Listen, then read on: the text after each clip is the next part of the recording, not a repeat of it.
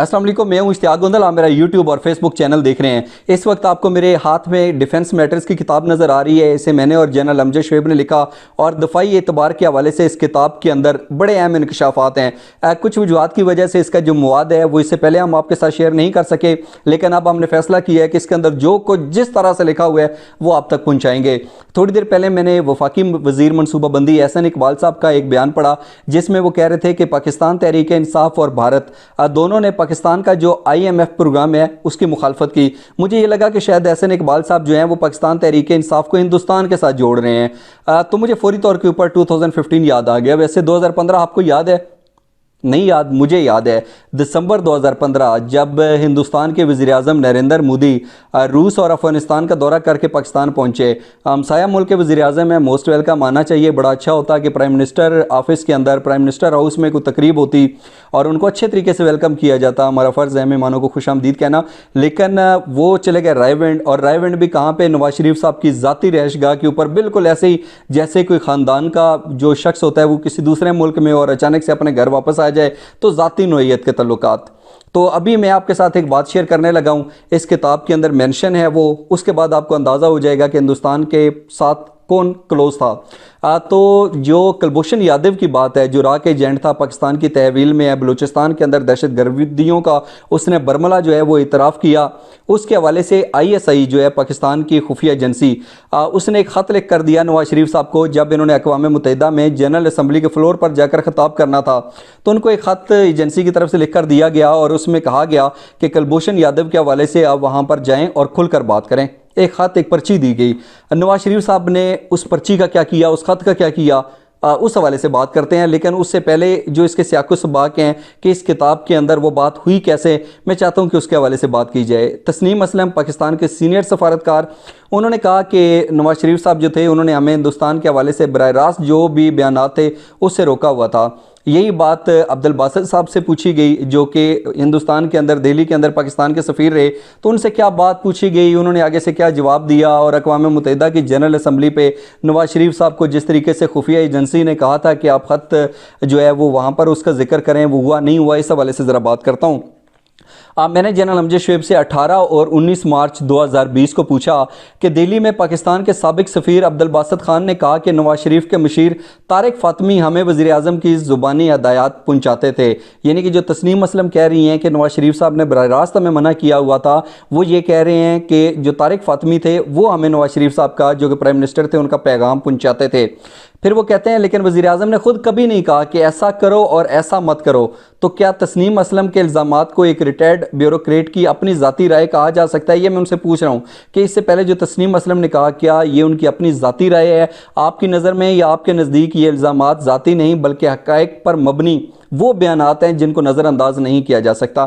एक चीज़ क्लियर कर दूं कि अब्दुल बासित साहब ने यह ज़रूर कहा कि नवाज शरीफ साहब जो पैगामात पहुँचाते थे वो तारिक फ़ातिमी के ज़रिए पहुँचाते थे। उन्होंने ये नहीं कहा कि उन्होंने हिंदुस्तान के हवाले से हमें बयानात देने से जो है बिल्कुल नहीं रोका हुआ था और वगैरह वगैरह। उन्होंने कहा कि तारिक फ़ातिमी के ज़रिए जो है जो पैगामात आते थे वो। अब मैं इसके ऊपर बताता हूँ कि जनरल अमजद शोएब ने इस सवाल के ऊपर जवाब क्या दिया। जनरल अमजद शोएब कहते हैं कि साबिक वज़ीर आज़म नवाज शरीफ एक पाकिस्तानी हैं और जब उन्होंने वज़ारत उज़्मा का ओहदा संभाला तो उन्होंने मुल्क से वफ़ादारी का हल्फ़ उठाया। इसलिए मैं ये नहीं कह सकता कि हल्फ़ उठाने के बावजूद उनकी मुल्क के साथ वफ़ादारी नहीं थी या वो कोई गद्दारी का अमल कर रहे थे। बड़ी अच्छी बात है कि बराह रास्त इल्ज़ाम नहीं लगाया गया, ये नहीं कहा गया जैसे हमारे यहाँ बड़ा आसान से है ना, किसी के ऊपर भी गद्दारी का इल्ज़ाम लगा दें। उन्होंने कहा कि मैं उनके ऊपर गद्दारी का इल्ज़ाम नहीं लगा रहा, मैं नहीं कह रहा कि उन्होंने कोई गद्दारी का अमल किया, लेकिन आगे वो जो वजूहात बयान कर रहे हैं वो बड़ी दिलचस्प हैं। हक़ाइक़ पर मबनी, आप उसको ज़रूर सुनिएगा। अच्छा, वो कहते हैं कि मैं ऐसा नहीं कह रहा, लेकिन आप खुद बताएं, क्या आपने नवाज शरीफ साहब के मुंह से कभी भारत के ख़िलाफ़ कोई बात सुनी? ये अब आपने बताना है कि क्या आपने साबिक वज़ीर आज़म नवाज शरीफ साहब का कोई बयान, कोई टेलीविज़न का प्रोग्राम जहाँ पे वो हिंदुस्तान के ख़िलाफ़ जो है बड़ा खुलकर बात कर रहे हो, क्या वो आपने कभी सुना?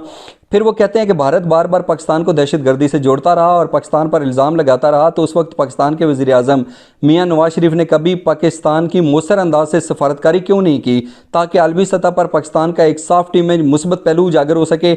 ऐसा नहीं हुआ। और जब नवाज शरीफ साहब भारत गए, अभी वो यहाँ पर कह रहे हैं कि सफारतकारी के हवाले से तो उन्होंने बता दिया, कैसे उन्होंने कोई बयानात नहीं दिए, ये वो दूसरी बात कर रहे हैं। लेकिन अगली जो दो बातें हैं, एक हुर्रियत रहनुमाओं के हवाले से और दूसरी अक़वाम मुत्तहिदा की जनरल असम्बली के हवाले से, से जो ISI ने तकरीर लिख कर दी उसका उन्होंने क्या किया, इसके हवाले से जो हक़ाइक़ हैं वो जुटलाने वाले नहीं हैं, वो आप ज़रूर सुनिएगा। वो कहते हैं कि नवाज शरीफ साहब भारत गया तो पाकिस्तान की पुरानी पॉलिसी है कि जब भी कोई रहनुमा इंडिया का दौरा करता है तो वहाँ दिल्ली में हुर्रियत रहनुमाओं के साथ मुलाकात ज़रूर करता है। तो फिर नवाज शरीफ ने अपने दौरे इंडिया के दौरान हुर्रियत रहनुमाओं से मुलाकात क्यों नहीं की? अब ज़ाहिर सी बात है कि जो अगर ये पॉलिसी थी नवाज शरीफ साहब को फॉलो करना चाहिए था। अब नवाज शरीफ साहब ने फॉलो क्यों नहीं किया? क्या वो भूल गए? ऐसा नहीं हो सकता। बहुत से लोग होते हैं जो आपका एक एक मिनट की जिन्होंने मिनट जो है मीटिंग से वो बनाए होते हैं, हाउ इज़ इट पॉसिबल कि आप भूल गए हो? तो इसका मतलब है आपने शायद ये समझा कि अगर मैं इनसे मुलाकात करूँगा तो हिंदुस्तान जो है वो नाराज़ हो जाएगा, शायद मे बी। आगे चलते हैं। वो कहते हैं कि इसके अलावा एक इंतहाई अहम पॉइंट ये है कि जब साबिक वज़ीर-ए-आज़म नवाज शरीफ साहब ने अक़वाम मुत्तहिदा की जनरल असम्बली में तकरीर करनी थी तो इंटर सर्विसेज इंटेलिजेंस ने उनको कलभूषण यानी कि ISI ने उनको कलभूषण यादव के हवाले से पूरा सफ़ा लेकर पकड़ाया कि इसे अपनी तकरीर में शामिल करें। नवाज शरीफ साहब इस सफ़े को साथ लेकर गए।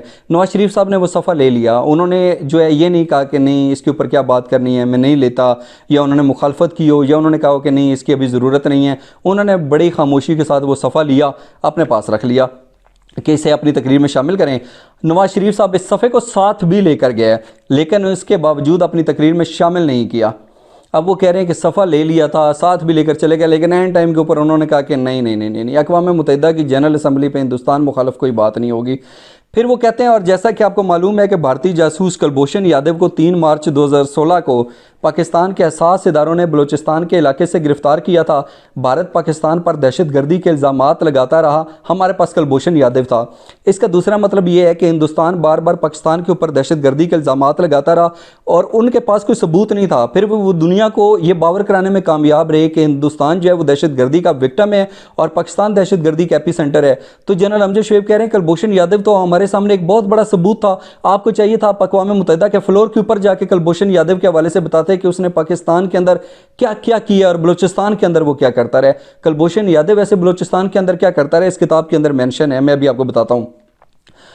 वो कहते हैं कि बलूचिस्तान की अलहदगी पसंद तंजीमों की मुतद्दद कार्रवाइयों के पीछे रा का हाथ है, यानी कि कलभूषण यादव ने खुद इस चीज़ का इतराफ़ किया था। ऐसा नहीं था कि कलभूषण यादव हिंदुस्तान की सरहद से आया, यहाँ पर एक दहशतगर्दी का छोटा मोटा वाक़या किया, पकड़ा गया और सिक्योरिटी फोर्सेस की तहवील में आ गया। बलूचिस्तान के अंदर वो कह रहे हैं कि जो अलहदगी पसंद तंजीमों थी उनकी मुतद्दद कार्रवाइयों के पीछे रा थी, यानी कि कलभूषण यादव था। तो वो कहते हैं तो मियां नवाज शरीफ साहब ने अक़वाम मुत्तहिदा की जनरल असम्बली में इसका नाम क्यों नहीं लिया?